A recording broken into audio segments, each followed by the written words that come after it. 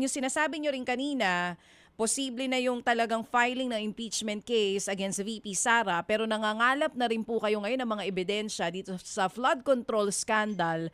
Kung makikita talagang may kaugnayan sa Pangulong Marcos Jr., maghahain din po kayo kasama ang iba pang grupo ng impeachment dito po kay President Marcos Jr. Tama po ba yon?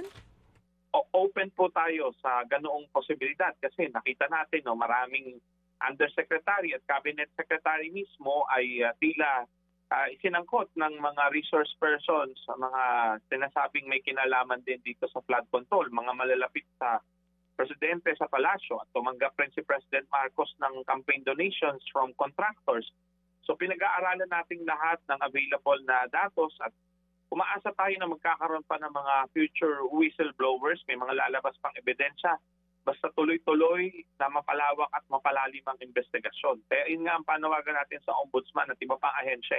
Seryosohin nila yung trabaho nila, di ba? No sacred cows, wala dapat santuhin ang investigasyon. Kasi parang nagkalimutan noong December, ngayon, hindi pwede yan. So kaya yun rin ang gusto natin mangyari sa ating mga kababayan. Tuloy-tuloy natin pag-usapan, tuloy-tuloy tayo mag-usap-usap, magpalakas, magparami para sa Feb 25 at lagpas pa.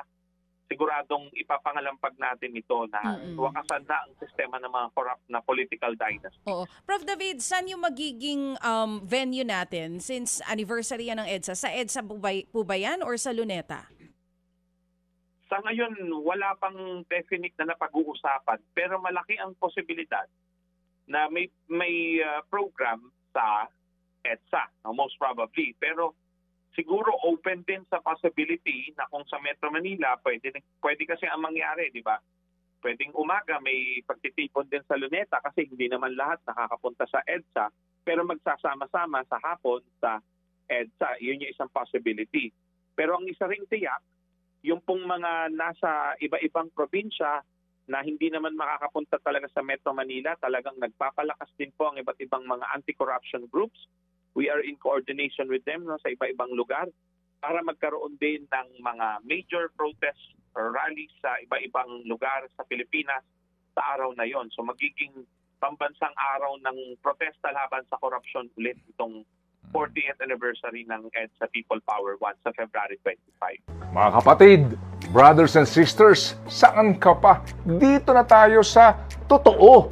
Dito na tayo sa True FM. Mga kapatid, mag-subscribe and follow po kayo sa social media accounts ng True Network PH. Yan po kami. Hanapin nyo lang True Network PH, Facebook, Instagram, YouTube, TikTok, and podcast.